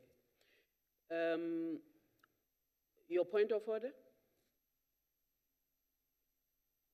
Honorable Thank you very Goni? much, Chairperson. No, I would like to check with the Deputy President if his response to Honorable Mateme's question is saying that her question was irrelevant in a polite manner. No, I don't think we should, that point of order is not a point of order. I don't think we should put the Deputy President to that. He has said that, no, he has said that he would like to get an opportunity to respond after researching and equipping himself. Deputy President, we have our last supplementary for the day. Order, members.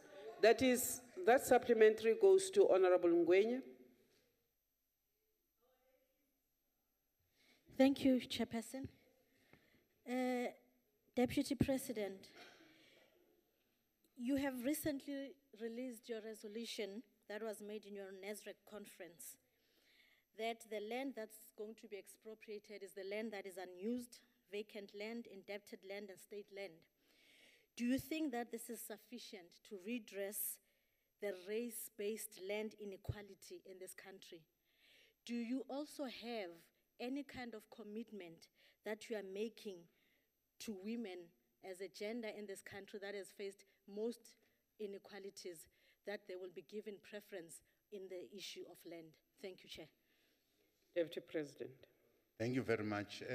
I was just citing one example.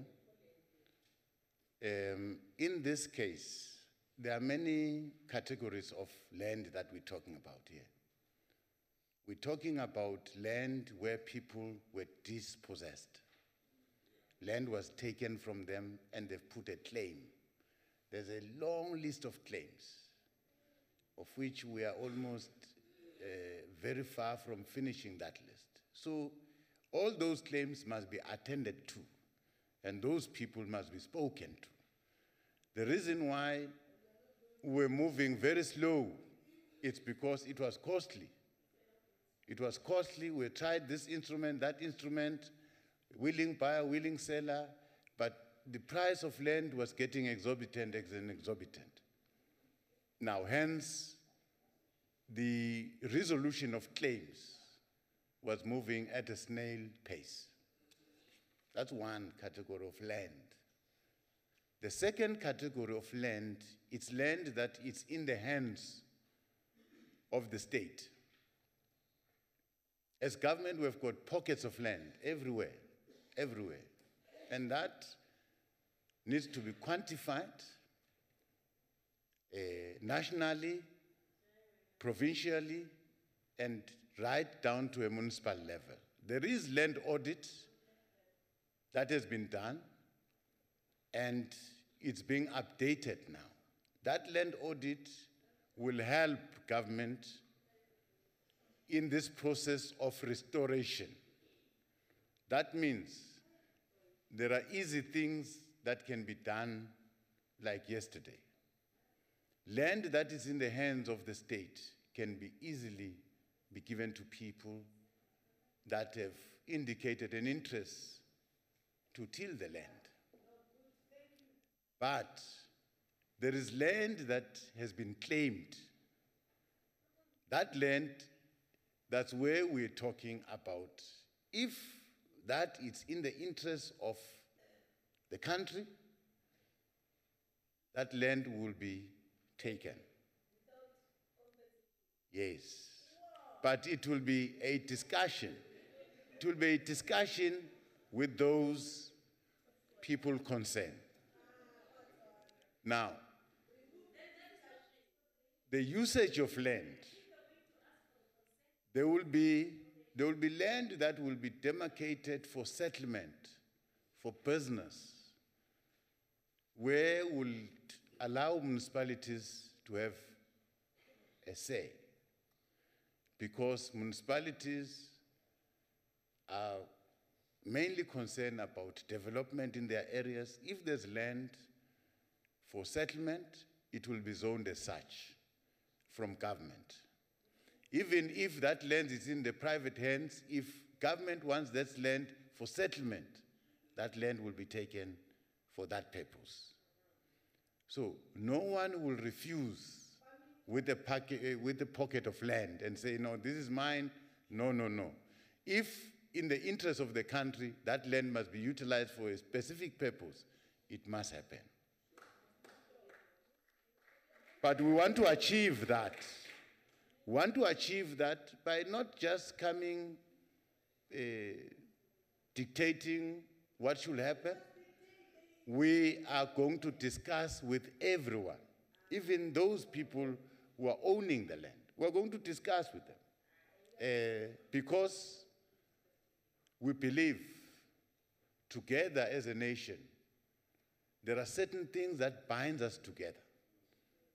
And we must be very careful of breaking these bonds. And we must not be naive that we've achieved the kind of settlement that we've achieved coming from a very disruptive past.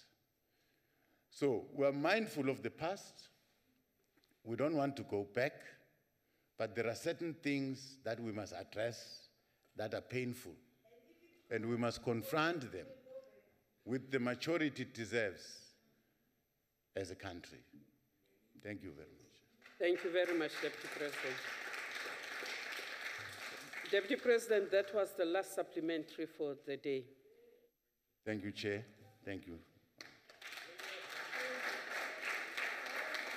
Honorable Mukwili, why are you on the floor? No, Chair, I wanted, before the Deputy President can leave the podium, I wanted him, yeah, but he can still answer this, to commit himself that the land that was forcefully taken from us, there's no need for us to negotiate or discuss with Thank the you. ones that have taken it. Let's repossess that land. Let's expropriate it. Thank you. Honorable Deputy Mukwili, that point is not a point of order. The Deputy President had exhausted and responded to the question. Honorable members, order. Order. Order. Order. Order, members. I want to thank the Deputy President for coming. It was a baptismal, and we thank you for availing yourself, sir. Honorable members, I also want to thank the special delegates, the Eastern Cape, Mpumalanga. I also want to take the opportunity, honorable members, to congratulate a brand new speaker from Mpumalanga, Siyabongela Masiwela. Honorable members, this concludes the question session and the business of the day. You are requested to remain standing until the procession has left the House. This House is adjourned.